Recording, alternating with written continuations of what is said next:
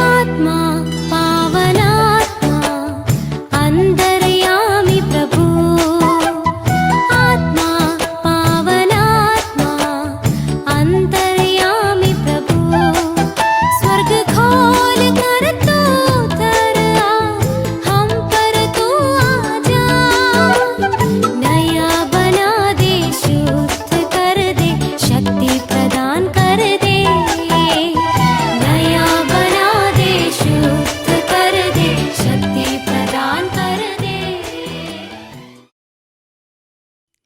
पिता, पुत्र और पवित्र आत्मा के नाम पर आमीन।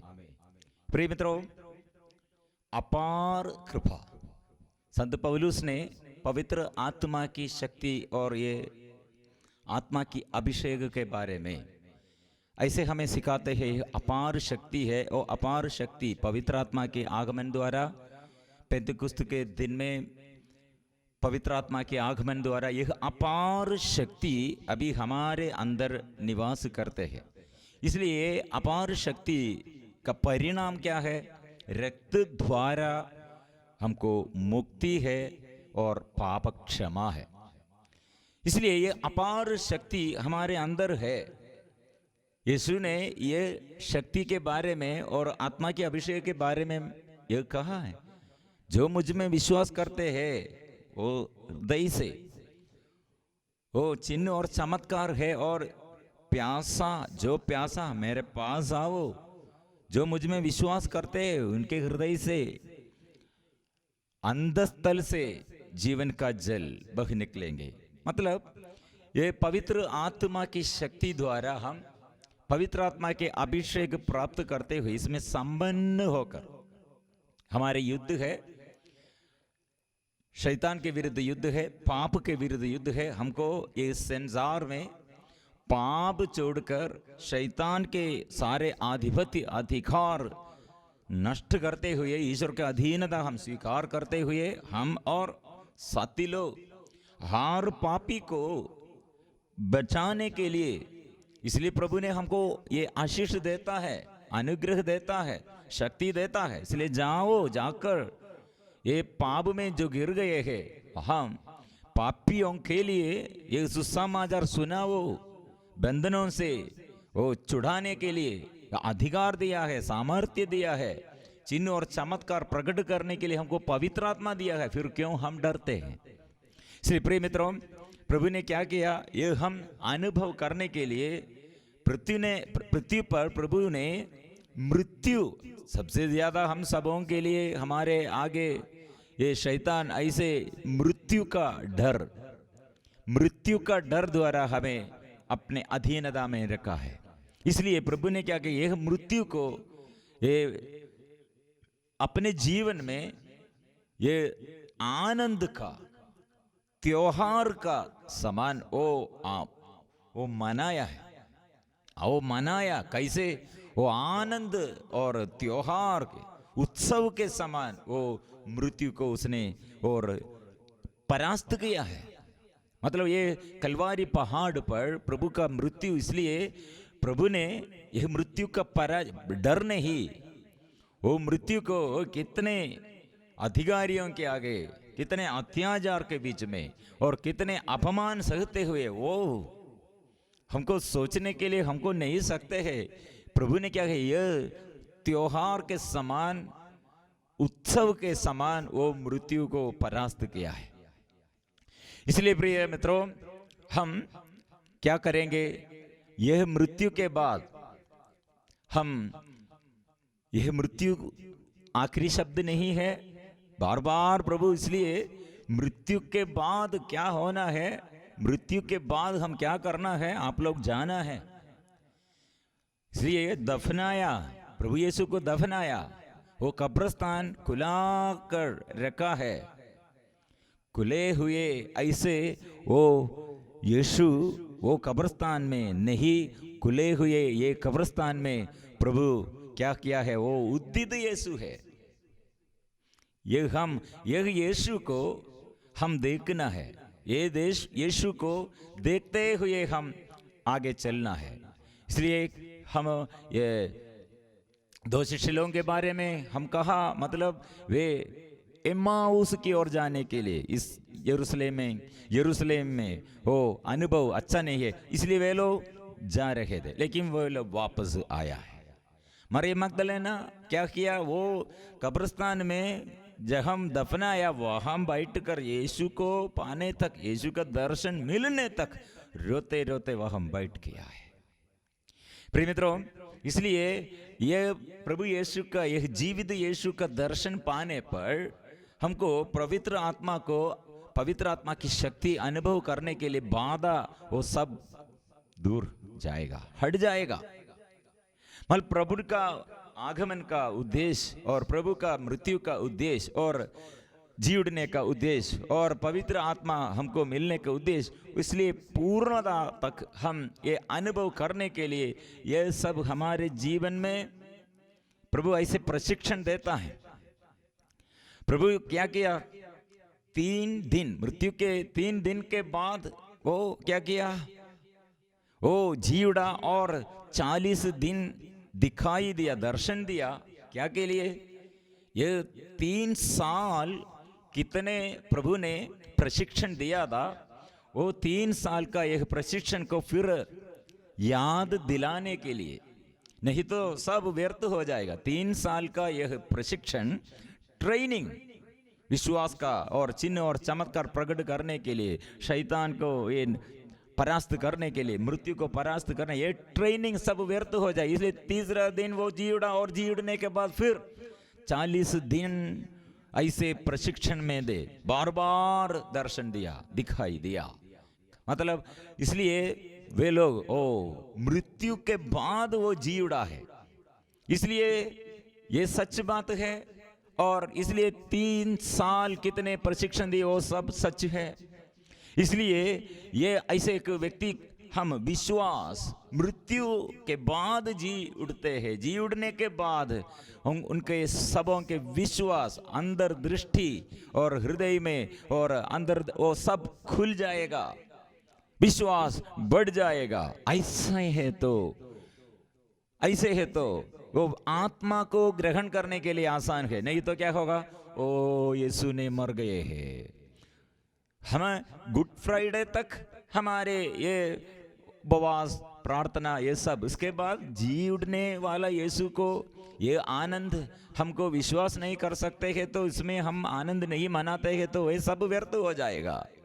इसलिए प्रिय मित्रों, जी उठने के बाद फिर ये आत्मा को हमको मिलना है, इसलिए हम ये यीशु को अनुभव करना, इसलिए यरूशलेम में, शहर में रहो, ये आत्मा अभिषेक प्राप्त करने तक वहां रहना है। मतलब वहां रहने पर मृत्यु के बाद जी उठने वाला यीशु को वो देखता है, वे लोग, शिष्य लोग देखते हैं रहे, इसमें उन लोग वो मृत्यु को भी याद करते हैं। जी उठने वाला यीशु को वो देखता है तो वो मृतक यीशु को भी वो याद में है, लेकिन वो मृतक यीशु ने जी उड़ा है, और मृतक यीशु को वो याद करते हैं तो वो मृत्यु के समय क्या किया है वो भी याद करते हैं। क्या किया है वो मृत्यु के समय, वो हम पापियों के लिए पाप को, प्रभु पापों से हमें बचाने के लिए पाप को घृणा किया और पापियों को क्षमा किया, पापियों को प्यार किया। यह क्रूस पर, यह मृत्यु के समय वो किया है, प्यार का प्रमाण वो प्रकट किया है। इसलिए फिर आगे, फिर पिछले दिनों के बारे में और फिर याद करना, जन्म से और प्रभु यीशु का जन्म से और सामाजिक जीवन में और मृत्यु के बाद, ये सब घटना ये याद करते करते करते क्या हुआ, पवित्र आत्मा, ईश्वर का ईश्वरत्व और मनुष्यत्व, मानविकता और ये समझ नहीं सकते। इसलिए हम साधारण मनुष्य ऐसे एक मृत्यु से जी उठने वाला यीशु को विश्वास करने के समय, हाँ, हम भी ऐसे हमारे साधारण जीवनचर्या में और साधारण मानव को ये प्रभु के आत्मा द्वारा असाधारण व्यक्ति जैसे बनने के लिए वो प्रभु हमें आमंत्रित करते हैं। इसलिए हमको ये यरूशलेम में रहना मतलब प्रार्थना करते करते जो वरदान मेरे पिता ने प्रतिज्ञा की है वो वरदान प्राप्त करने तक रहना, शहर में रहना। मतलब नहीं तो हम ये दुख में भरे हुए, दुख संकट में, निराश में जो रहते हैं उसको आत्मा को ग्रहण करने के लिए, समझने के लिए, विश्वास करने के लिए नहीं सकते हैं। और ऐसे जो पाप में, फिर पाप में और वचन में नहीं विश्वास करते हैं, वो ऐसे व्यक्ति को, पापी को, निराशमय जीवन में और दुखमय जीवन में जो रहते हैं वो पवित्र आत्मा को स्वागत नहीं करेगा। इसलिए प्रभु ने वो उसके मन खोलने के लिए ये दुख भी, वो मृत्यु भी प्रभु के जीवन में थे, लेकिन मृत्यु के बाद ये स्वर्गारोहण और उसके बाद आत्मा, इसलिए वो यीशु शक्तिशाली, सामर्थ्यवान, वो प्रकट है, वो समझ आया। इसलिए उन लोग प्रार्थना करते करते या आशीष के लिए इंतजार करते हुए 10 दिन। इसलिए प्रिय मित्रों, ऐसे लोगों को वचन, जो ऐसे लोग ये वचन सुनते हैं वहां जरूर आत्मा क्रियाशील, ऐसे आत्मा की क्रियाशीलता और आत्मा से मेहनत करने के लिए ऐसे लोगों को सकेगा। इसलिए एक ये संसार के अनुसार, संसारिकता में जो एक ऐसे इंसान, वो पाप में जो इंसान, ऐसे एक इंसान को यह आत्मा के अभिषेक और जो वचन, वो ईश्वर का वचन वो ऐसे सुनते हैं लेकिन परिवर्तन नहीं आएगा। एक ऐसे व्यक्ति को परिवर्तन नहीं आएगा। इसलिए प्रिय मित्रों, ये पवित्र आत्मा के बारे में सबसे पहले बाइबल में वचन यहूदा, सबसे पहले आत्मा के बारे में वचन क्या है? प्रारंभ में ईश्वर ने स्वर्ग और पृथ्वी की सृष्टि की, उत्पत्ति का ग्रंथ। और पृथ्वी उजाड़ और सुनसान थी, अथाह गर्त पर अंधकार छाया हुआ और ईश्वर का आत्मा सागर पर विचरता था। मतलब यह उजाड़ और सुनसान, डिसऑर्डर, और अथाह गर्त एम्प्टी है, डीप एंड डार्कनेस, अंधकार है। प्रिय मित्रों, वहां आत्मा विचरता है। इसलिए हमें हमारे जीवन को, हर एक इंसान के ऐसे उजाड़ और सुनसान ऐसी स्थिति को और अंधकार, पाप में और निराश में, प्रिय मित्रों, यह ईश्वर ने, ये ईश्वर की आत्मा द्वारा वो पृथ्वी पर ऐसे सुनसान और उजाड़, आत्मा द्वारा सब बदल गया है।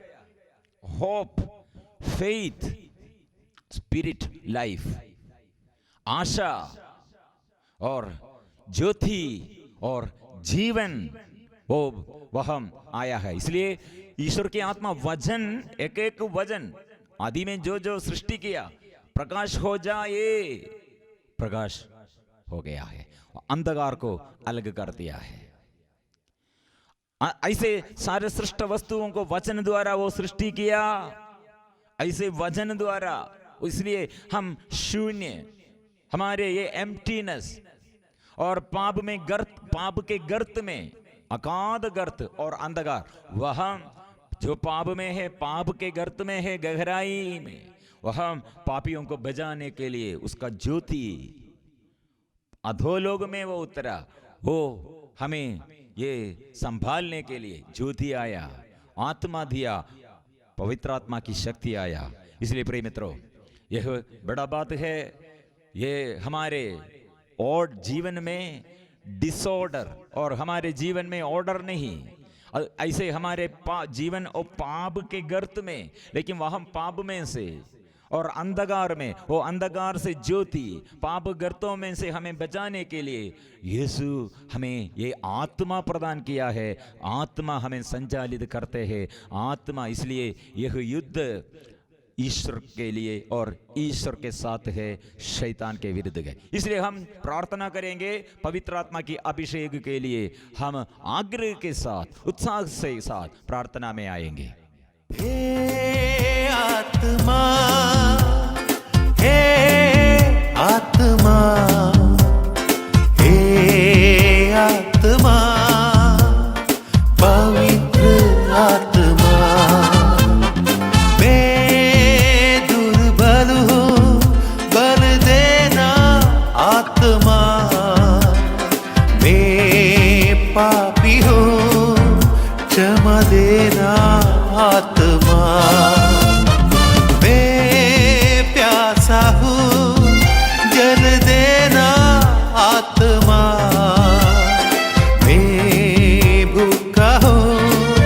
वचन